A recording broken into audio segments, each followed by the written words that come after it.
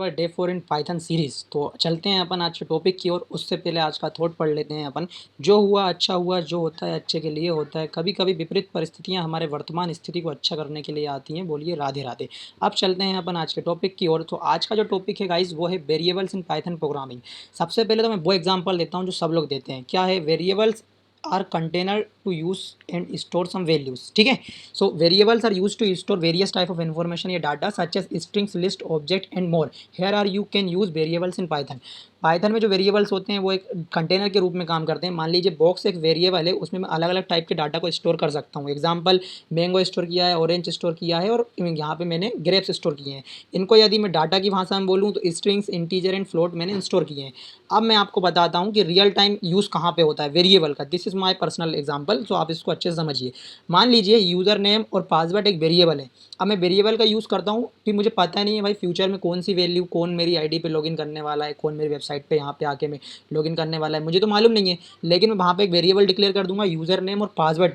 ठीक है। तो उससे क्या होगा, वो जो भी यहाँ पे वैल्यूज़ डालेगा वो इस वेरिएबल के अंदर स्टोर हो जाएगी और बाद में वहाँ पे देख सकता हूँ और वहाँ पे मैं चेंज कर सकता हूँ। ठीक है, वेरिएबल की वैल्यूज़। सो इसलिए वेरिएबल का यूज़ होता है और वेरिएबल बहुत फंडामेंटल कॉन्सेप्ट है अपने पाइथन प्रोग्रामिंग के लिए। अब मैं आपको बताता हूँ, variables can hold different types of data including integers, floating point, numbers, string, list, dictionary, object and more. अब यहाँ पे बहुत इंपॉर्टेंट टॉपिक है, Python is a dynamical type, so you don't need to declare the data type explicitly. ठीक है। तो अब ये डायनेमिकल टाइप क्या आ गया, अब इसका मैं आपको कोड करके एग्जांपल बताऊंगा। लाइक डायनेमिकल टाइप क्या होता है, स्टैटिक टाइप क्या होता है, डायनेमिकल टाइपिंग क्या होती है, स्टैटिक टाइपिंग क्या होती है। ठीक है। सो आपको क्या करना है, आपको just shift plus control plus tab दबाना है, आप चल जाओगे आपके आईडीई पे जो आपने पहले से ओपन करके रखी होगी। सो अब मैंने यहाँ पे एग्जांपल लेके रखा है जावा का। Java is also popular in another programming language, I know कि you must know about it. So अब मैं आपको बताता हूँ कि भाई पाइथन क्यों यूज़फुल है, पाइथन में क्या होता है। अब मान लीजिए यहाँ पे मैंने जावा में एग्जांपल लिया है INT integer age is equal to 25। तो मुझे यहाँ पे इसको डिक्लेयर करना पड़ रहा है कि मैं एज वेरिएबल में एक इंटीजर वैल्यू को स्टोर करा रहा हूँ। बट पाइथन क्या है, पाइथन एक डायनामिक टाइपिंग लैंग्वेज है। ठीक है। तो इसमें मुझे वेरिएबल को डिक्लेयर करने की ज़रूरत नहीं है, मैं इसमें डायरेक्ट लिख सकता हूँ भाई तू एज ले पाइथन। ठीक है। मैं यहाँ पे इसको बोल सकता हूँ एज ले, उसमें 25 की वैल्यू स्टोर करा और प्रिंट कर दे मेरे लिए क्या, एज जो मैंने वहाँ पे स्टोर करा है। सो ये मेरे को प्रिंट करके देगा 25। इसमें मुझे डिक्लेयर करने की ज़रूरत नहीं पड़ी, जिसको, वेरिएबल के डाटा टाइप को। सो मैं यहाँ पे इसको बोल सकता हूँ हैशटैग लगा के नो डिक्लेरेशन, क्या, no declaration in Python. Short form का यूज़ करिए, अच्छा रहता है। ठीक है। अब मैं आपको बता रहा हूँ ये जो डिक्लेरेशन नहीं करना पड़ रहा है मुझे, इसी चीज़ को बोलते हैं अपन क्या, इसको बोलते हैं अपन डायनामिक टाइपिंग। ठीक है। और जिस लैंग्वेज में मुझे वेरिएबल के डाटा टाइप को डिक्लेयर करने की ज़रूरत पड़ रही है उसको बोलते हैं अपन स्टैटिक टाइपिंग। क्या बोलते हैं उसको अपन, स्टैटिक टाइपिंग। ठीक है। अब मैं आपको एक नया कॉन्सेप्ट बता रहा हूँ जिसको बोलते हैं अपन डायनामिक बाइंडिंग या स्टैटिक बाइंडिंग। अब वो जानिए आप कैसे।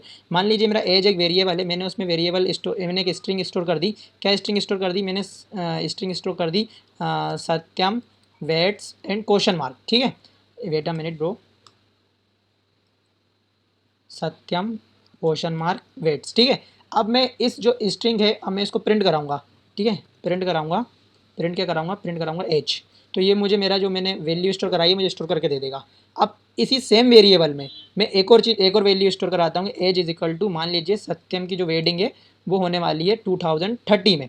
ठीक है। 2030 में जस्ट मैं इसको प्रिंट करूँगा, प्रिंट, प्रिंट करते हैं अपन अपना क्या, एज वेरिएबल जब अपन ने लिखा है तो अपन को अपना आउटपुट मिलेगा 230। ठीक है। सो अब मैं आपको इसे क्यों बता रहा हूँ, मैंने आपको एग्जांपल दिया था कि एज मैंने एक वेरिएबल लिखा, उसके अंदर मैंने अपनी स्ट्रिंग भी स्टोर कर दी। अगेन मैंने एज एक वेरिएबल लिखा, उसके अंदर मैंने इंटीजर स्टोर कर दिया। तो पाइथन में एक डायनेमिकल टाइपिंग और डायनेमिकल बाइंडिंग, जो अब मैं शब्द बोल रहा हूँ, क्या बोल रहा हूँ, हैशटैग डायनामिक, डायनामिक वाइंडिंग। ठीक है। डायनेमिक वाइंडिंग, डायनेमिक वाइंडिंग एक फंक्शंस होते हैं जो क्या होता है, अपन को बताता है कि आप सेम वेरिएबल में अलग अलग डाटा टाइप को स्टोर कर सकते हैं। As compared to another language, यदि आपने जावा में इंटीजर आपने बोला है तो आप में सिर्फ इंटीजर वैल्यू ही स्टोर कर सकते हो। तो इस चीज़ को अपन बोलते हैं स्टैटिक वाइंडिंग। क्या बोलते हैं, स्टैटिक वाइंडिंग्स। ठीक है। सो आई होप कि ये इन्फॉर्मेशन आपके लिए यूज़फुल है। अब नेक्स्ट वीडियो में अपन बात करेंगे कीवर्ड्स की, आइडेंटिफायर्स की और पाइथन में वेरिएबल डिक्लेरेशन के कुछ रूल्स होते हैं उनके बारे में। सो हैप्पी वॉचिंग एंड मिलते हैं नेक्स्ट वीडियो में।